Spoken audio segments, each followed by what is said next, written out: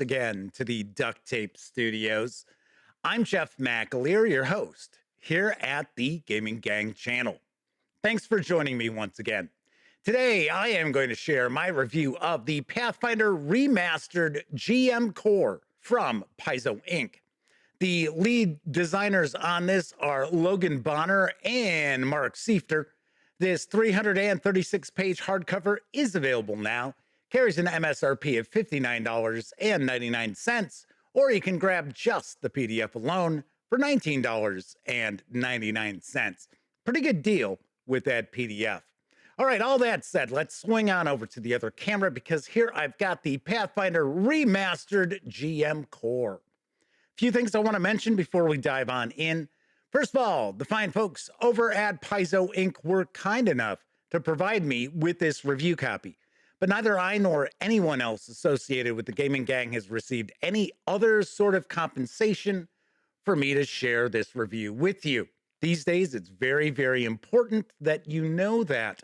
We're also not going to look at each and every page of the GM Core, but I do want to give you a very good feel for what you're going to find inside this volume and share my thoughts about it as well. All right, let's dive on in. First off, we have another cool splash on the end papers here.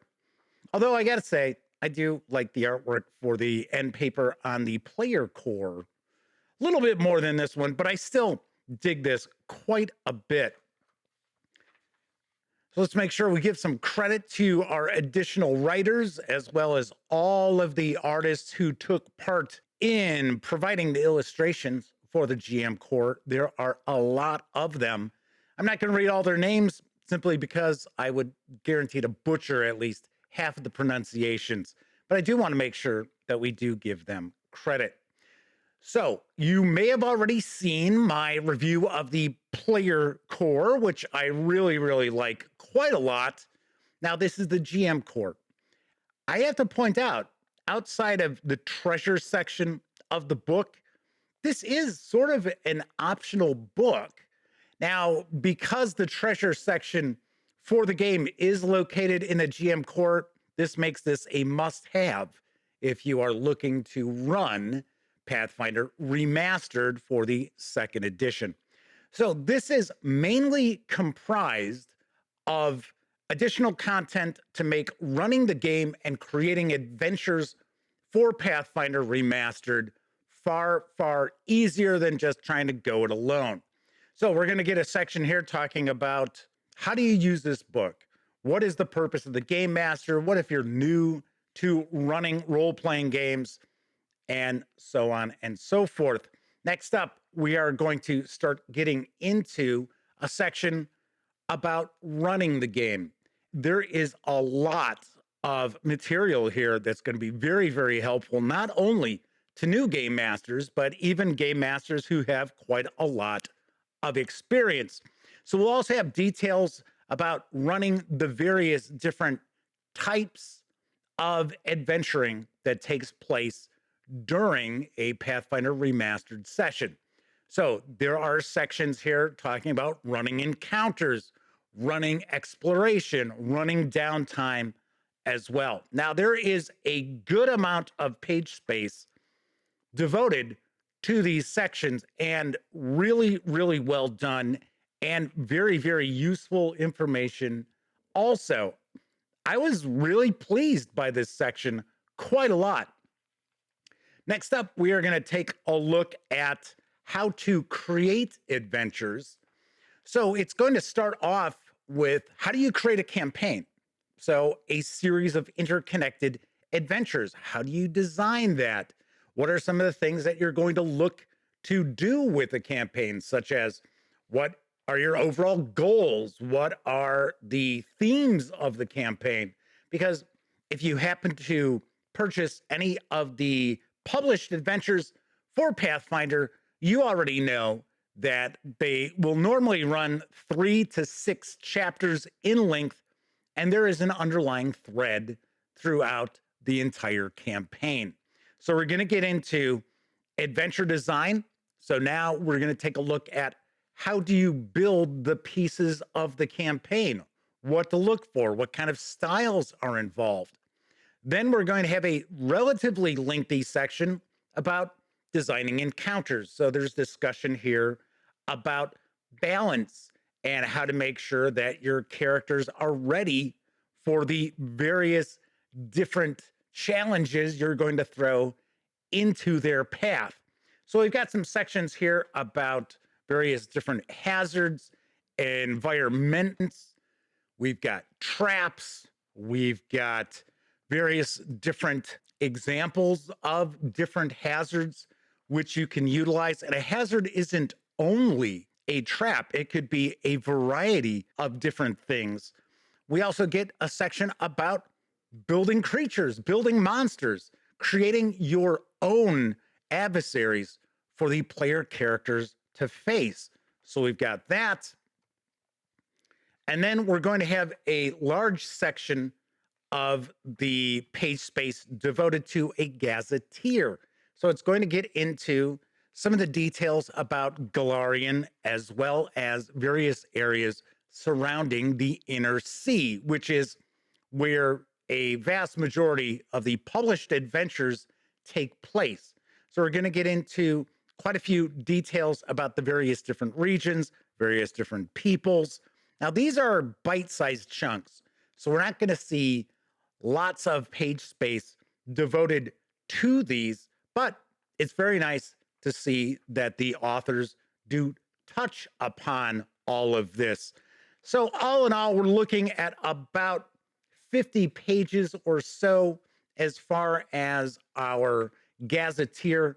There's also discussion of settlements, building settlements, the different aspects of settlements, because if you pick up any of the supplemental material that starts getting into the various different regions in depth, you are going to find that there is a breakdown of different settlements, and there are specific aspects for settlements and cities and regions that you will have information about.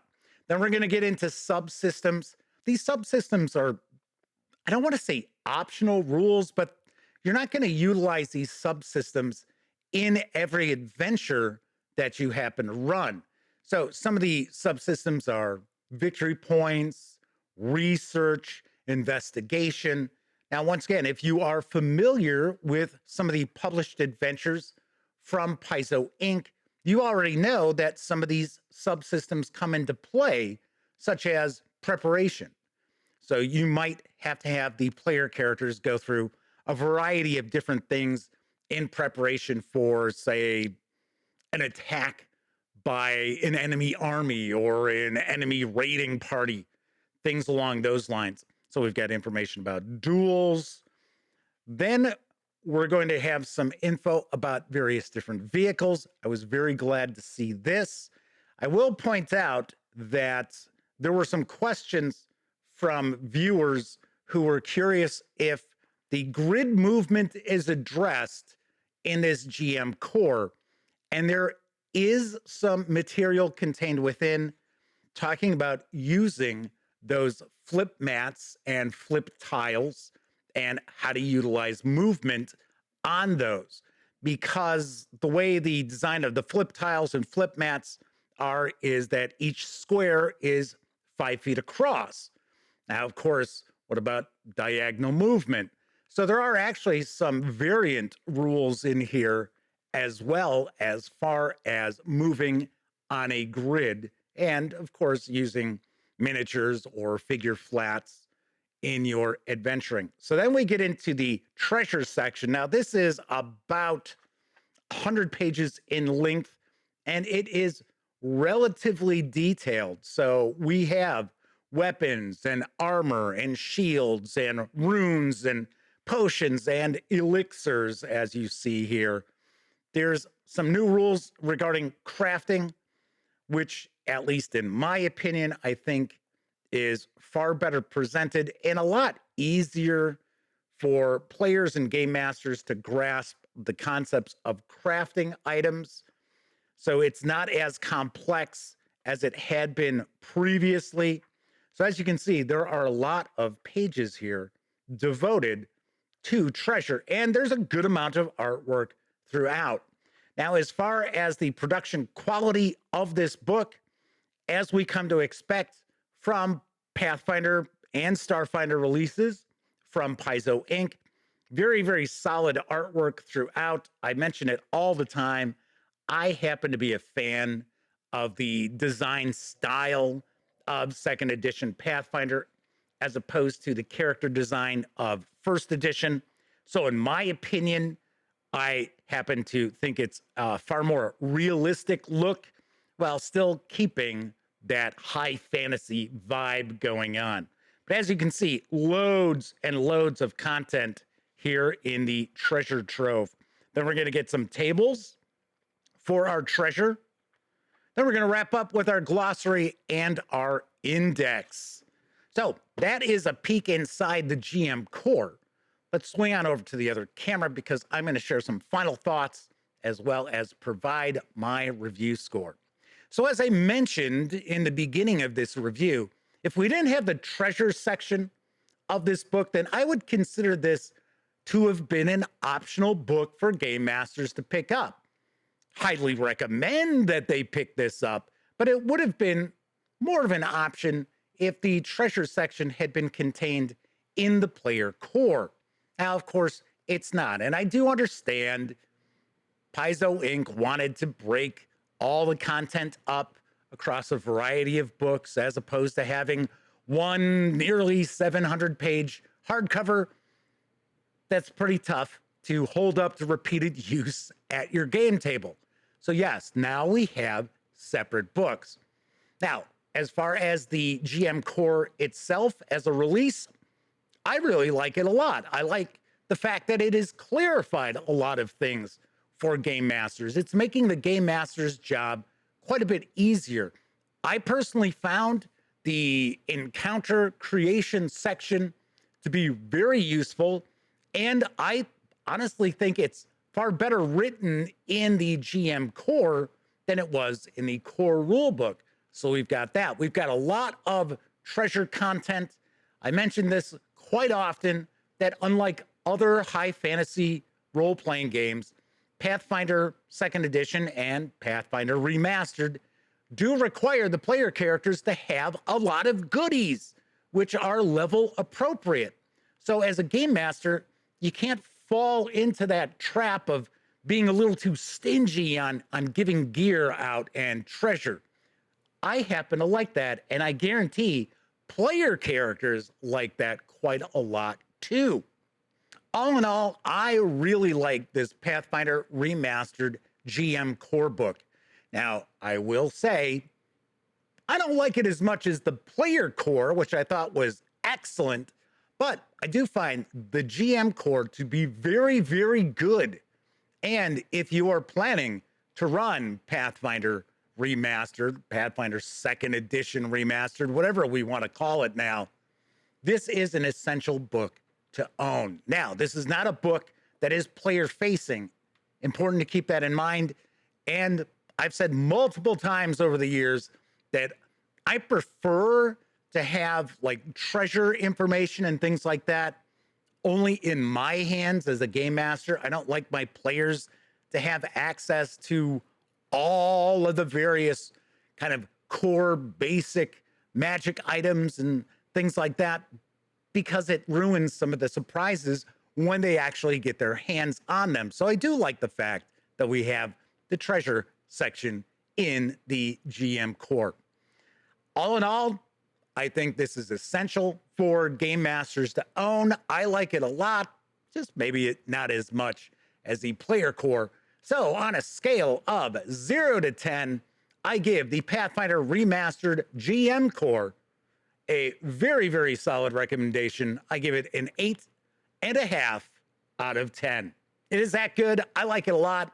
And if you are new to Pathfinder as a game master, you are going to find tons and tons of useful information in this book.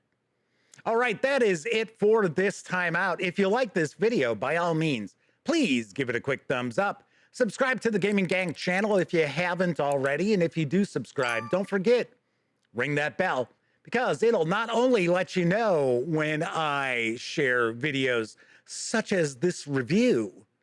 It'll also inform you when my live stream, the Gaming Gang Dispatch, airs Tuesday, Wednesday, and Thursday evenings here on YouTube at 7 p.m. Central. And of course, when you're not watching videos on the Gaming Gang channel, be sure to visit thegaminggang.com for all latest in tabletop gaming news, reviews, and a whole lot more you will not find here on the YouTube channel.